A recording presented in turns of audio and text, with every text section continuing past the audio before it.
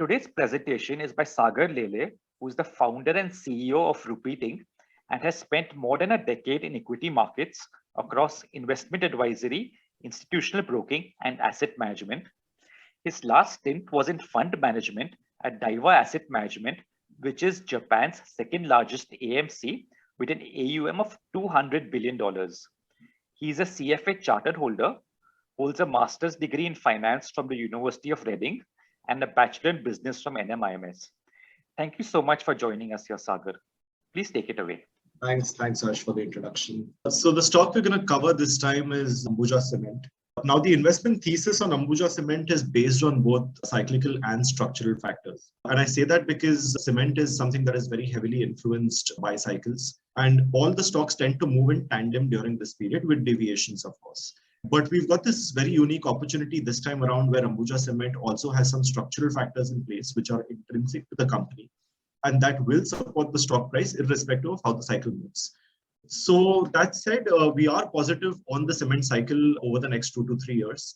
We think this is a great time for being invested in cement. Demand has been picking up across the country in sectors like housing and infrastructure, and that will drive a lot of the sales for most of the cement players in the coming 2 to 3 years.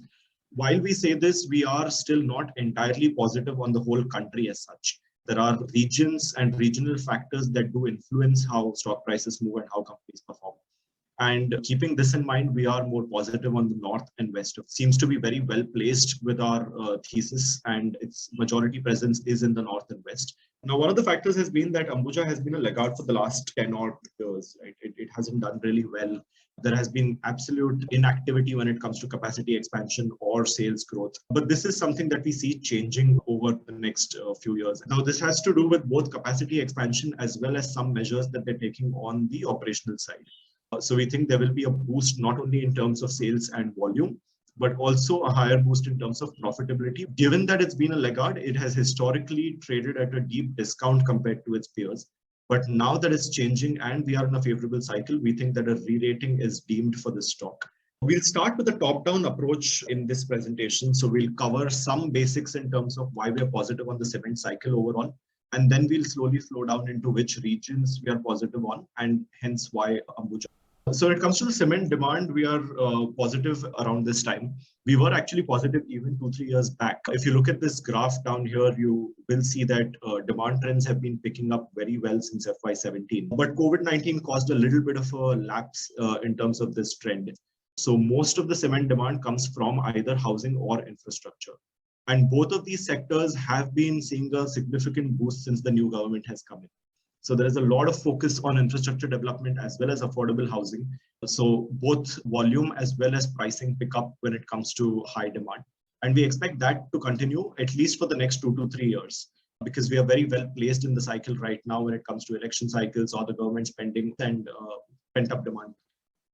So these are two schemes, one for urban housing and one for rural areas. Both of these schemes provide incentives for people to build houses who are in lower income groups so that they are able to convert their kacha houses to pakka houses in the case of rural or build new houses in the case of urban. Now, both these schemes have been very attractive, and the urban scheme especially, for example, the demand for housing units was fixed at about 11.2 million houses, out of which 10.9 have already been sanctioned. Now, as per the ministry, it was expected that these houses will consume or result in a consumption of 90.8 million tons of cement, out of which now 40 has already been consumed. But now the scheme is still on and we still expect this to continue over the next 4 to 5 years. If we just work out the numbers in terms of what has been sanctioned, what has been completed, it is estimated that at least 15 to 18 million tons of cement will be used over the next 4 to 5 years, every single year.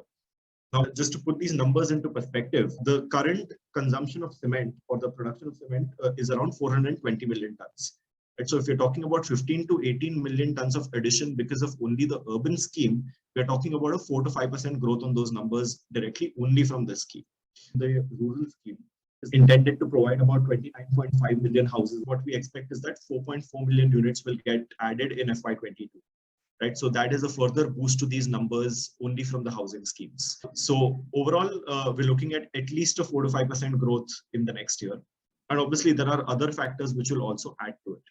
Now, one of the things that we note is that there is a very high correlation to housing that is built in rural areas to how the monsoon has panned, because there is a very high dependency on farm income for these regions. What happens is that if you have a good year of monsoon and the crop selling is nice, the next year, typically people build houses and you see a high demand. To highlight this, we've put up a simple chart here, which puts the rainfall as a percentage of the long period average.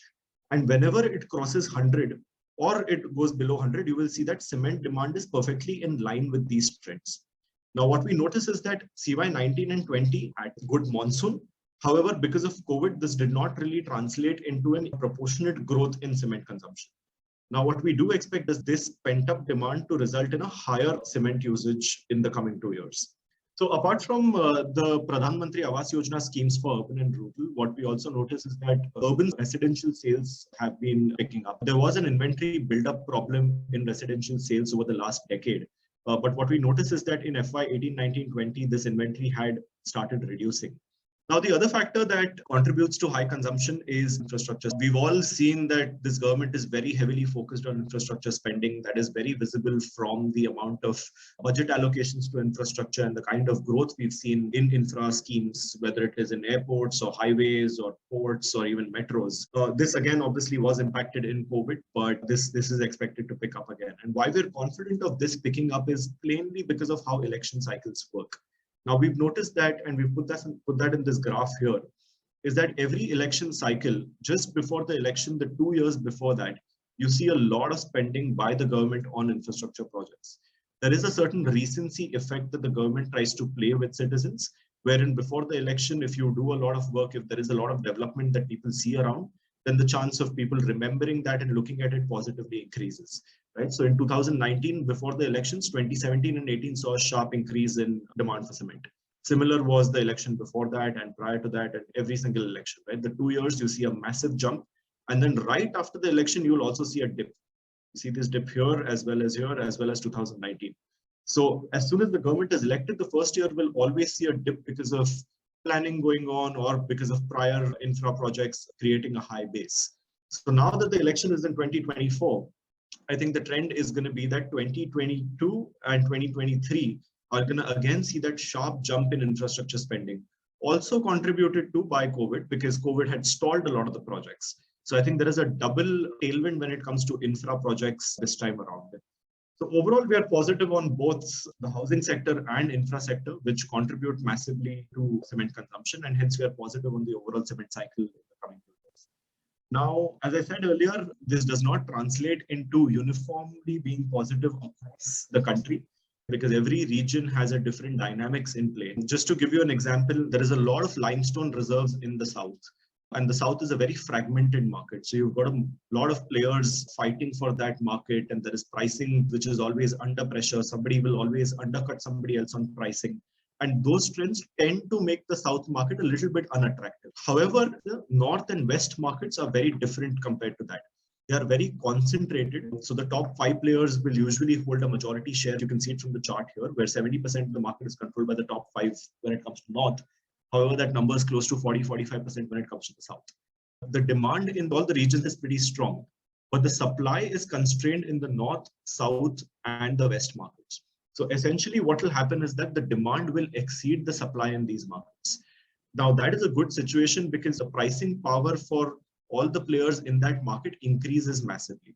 And when the pricing power increases, that flows down into the P&L of all the cement. So while the volume is going to be great, if you add a top up of pricing on that, that bodes very well for the numbers. While we highlight that north, south, and west are the 3 markets that will see this trend over the next 3 years, we wouldn't be too positive on the south.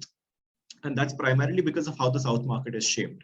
Now, the south market is very rich in limestone reserves, and there are multiple players in the south. It is very cluttered. There is a high amount of fragmentation in the market.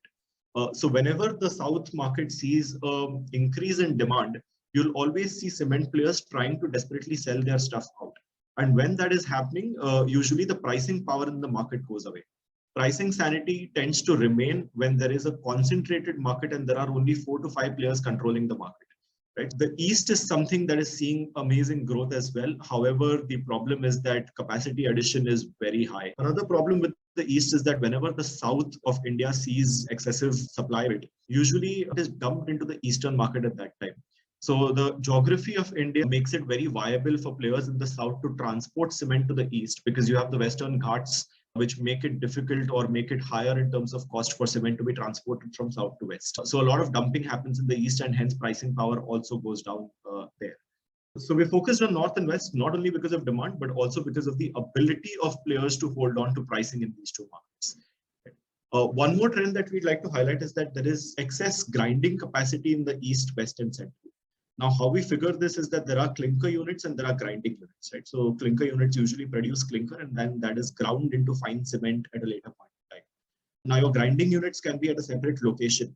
So you will have clinker being transported to the grinding unit, and then the grinding unit further churns the cement and then supplies it locally. What we see is that compared to the clinker capacity, the cement capacity is very high in the east, west, and the central.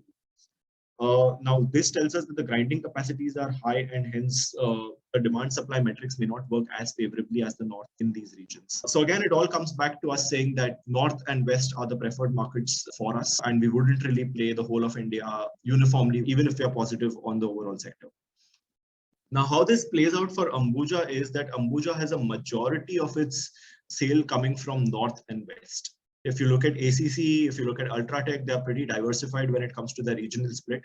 But Ambuja is very highly focused on north as well as west. They have some in the east as well, but we wouldn't be too bothered by that, because as long as the majority is from north and west, it aligns very well. Even after the capacity addition that Ambuja will go through, about 80% of its clinker will be in the north and west regions, and about 70% of its grinding will be in the north and west region. Now, I mentioned Ambuja capacity addition, but this capacity addition has come in after a very long time. What we see is that over the last 10 years, both Ambuja and ACC have been the lowest in terms of capacity addition. So India has seen a massive explosion in terms of demand, but the production capacities of ACC and Ambuja just didn't catch up to that. What this resulted in was a very steady decline for both ACC and Ambuja, which are part of the same parent company, in market share over the last few years. Whereas if you look at Ultratech, a significant increase in market share. Now, this resulted in ACC and Ambuja both underperforming, because if they're losing market share, they're not able to cope up with volume growth as the industry, and they're lagging behind. They will see a natural derating and a discount compared to peers. And this can be also seen in the volume growth for Ambuja. So what we've plotted is Ambuja's volume growth versus the industry. And you'll see that for most periods, Ambuja was below the industry. And that is because they simply didn't have the capacity to cater to the increasing demand in the market. But that's changing now over the last 2 years in terms of announcements. Both ACC and Ambuja have explicitly said that they will be increasing capacity. In fact, they've also started work on increasing their capacity. Now, this becomes very important, especially now because we are in an upcycle on the cement industry. And if instead of losing share, Ambuja starts to gain share instead, we will see a significant impact of that, both in terms of earnings and value. The capacities that they're adding will take their current capacity of 29.7 million tons to about 40.9. And that is something that will happen over the next 2 years. However, Ambuja does intend to reach a capacity of about 50 million tons in the medium term.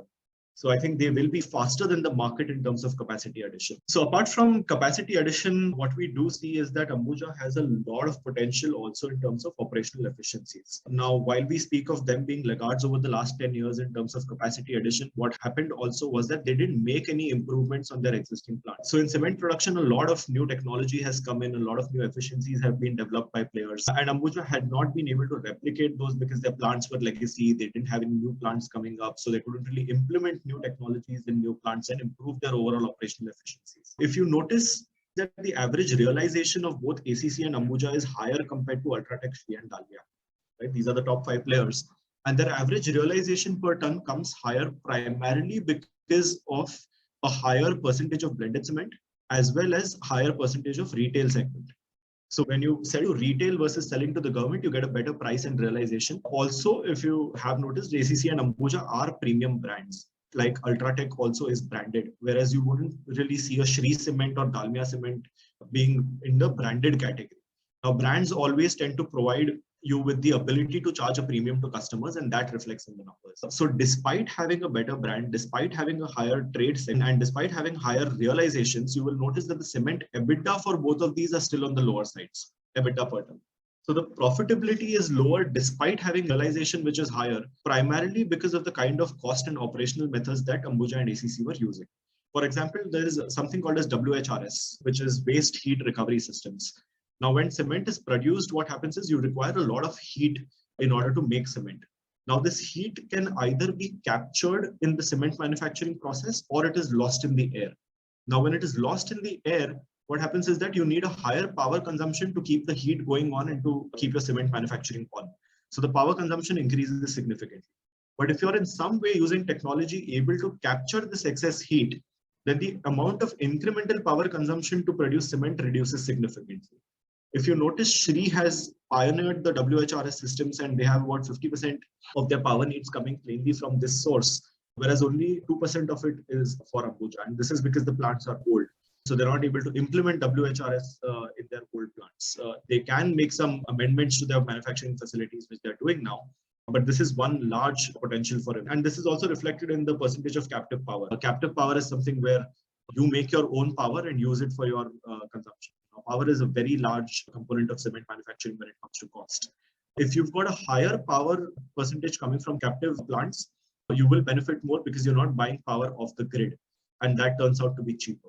So this is again something that Ambuja can improve on because it's the lowest when it comes to its peers in terms of captive power consumption.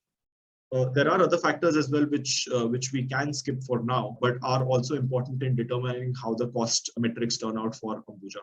And this is what has resulted in the lower cement EBITDA per ton despite higher realizations. Now, we see that Ambuja is making a lot of amendments to making sure that their cost is lower as well and their operational efficiency improves. I mentioned the two power bits only because I can highlight these two here. Ambuja is making investments into waste heat recovery systems in all of its plants. So currently, there's about 6.5 megawatts of power coming from these systems, but they're investing enough money in turning their plants around, implementing these systems, and about 60.5 million tons will come from there. So that is a significant jump in terms of how much power consumption savings will happen. If we have to calculate on a per ton basis, this results in at least a saving of 45 rupees per ton. They're also going very heavy in terms of implementing solar energy. That will further reduce their dependency on the grid, and there'll be a further 5 rupees per ton improvement in cost metric. If we just go back to the previous slide, we see that on 834 of EBITDA per ton, a 50 rupees increase would put them pretty much comparable to Shri and Dalmia. So just these two methods and their profitability becomes equivalent to peers.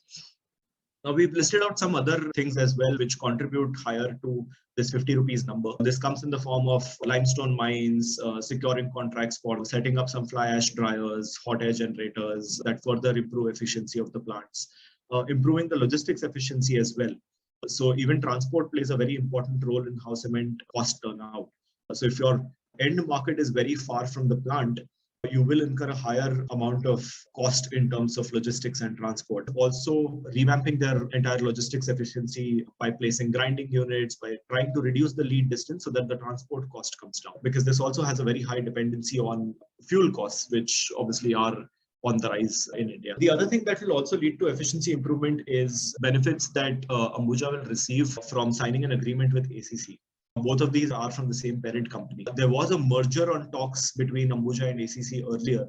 However, that fell apart because of complications around mining leases and who gets the contract and where it is utilized, etc. We won't get into the details of that, but what Ambuja and ACC are now doing are that they're trying to improve efficiency by collaborating together on several parts. For example, clinker from ACC's plant will now go to Ambuja's grinding unit, which is closer. Otherwise, Ambuja was sourcing its clinker from another unit in Rajasthan, which was further away from ACC. So that helps them reduce the lead distance and reduce transportation cost. And this similar activity is being done in Odisha, Jharkhand, and West Bengal as well. So you'll see a lot of improvement in transport cost and lead distance. I'll just go back to this table again, where we've highlighted that the lead distance, for example, here it's 330. And road transport is about 60% of transport apart from sea and rail. So further improvement in this metric will help boost their EBITDA per ton even more. So what the company has guided for is that both ACC and Ambuja will see a benefit of about 3 to 5% on the PBT level because of all these changes in logistics efficiency, as well as cost savings through supply chain optimization and productivity improvement. Primarily because if they're sharing some fixed costs, there will be savings there. And if they're procuring as an entity together, they're able to save on some procurement costs as well. So all of these will result in very high efficiency for Ambuja. Now we see that now that capacity addition is coming in for Ambuja, their sales volume will significantly increase because of new plant in Rajasthan. At the same time, as we highlighted earlier, both the north and west regions, because of demand supply dynamics and competitive forces, will see benefits of realization as well, because the pricing power is in the hands of these players now. So when you combine volume and pricing, you see that revenue growth for Ambuja can really pick up over the next 2 to 3 years. This, in turn, with the cost efficiencies that they're incurring by themselves as well as with ACC, will see a significant improvement in their EBITDA margins. Now, if you crunch the numbers, the EBITDA margins for Ambuja can go up from 23% in CY20 all the way to 29% in CY23. Right? This translates into a very heavy increase in EBITDA per ton. And this is the major driver of how stock prices move, because usually we value cement companies on an EV to EBITDA basis. So any sharp increase in terms of EBITDA will directly reflect in the stock price, assuming the valuation is the same. If you further add a re-rating, that obviously bodes better. So if we have to plot it against peers, what we do realize that Ambuja with a EBITDA CAGR of about 19.5% for 21 to 24, it is still trading at about 9.5 times EV EBITDA. Now, 9.5 times is still at a deep discount compared to any of its peers, Dalmia, Ultratech, or Shree. I'll exclude ACC from this discussion because they have been a similar stage. But with such a high EBITDA growth, which is higher than peers, Shree, if you look at, is somewhere around 10%, Dalmia 13, Ultratech 14, and Ambuja at 19.5. So for a higher EBITDA growth, a lower valuation is something that we think is not fit. And Ambuja will keep moving higher when it comes to the EV EBITDA. So this is where we realize that the EV EBITDA or the valuation has a potential re-rating in the case of Ambuja, and the earnings are already coming through. So we have a target multiple of about 14 times FY24 EV EBITDA, and this is primarily based on peer comparison, as well as the fact that over the last 10 years, Ambuja did trade at a deep discount compared to peers, but if it is now adding capacity, it is rightly placed compared to peers as well as historic, then this valuation should tend higher. So at 14 times, if we look at the EBITDA, add up the numbers and add up also the share of Ambuja in ACC, right? Since the sister companies, about 50% of ACC shareholding is held by Ambuja. So we need to add that value as well. So if we add up all of these, we get a target of about $500 compared to the 370 that is trading at this point. And this support comes from, as we discussed earlier, both volume, revenue, market share, profitability, as well as re-rating. Now, the major triggers that we see to this are that there has been a certain delay in the Marwar Mundwa plant of Ambuja. If this comes through faster, then we'll see a higher volume growth, which is a little bit more front-ended compared to earlier. And the other factor that can be a trigger for the stock is also cost synergies coming in faster than expected. So with ACC, with the new projects, with the captive power as well as efficiency improvements, if we start seeing profitability being higher contributed by these synergies, then you can expect that to act as a trigger as well. There are a couple of risks to the thesis, one of them being any delay in commissioning of the Marwar Mundwa project, because that's a key in terms of defining that pivotal change in Ambuja from being an absolute no-doer to adding capacity.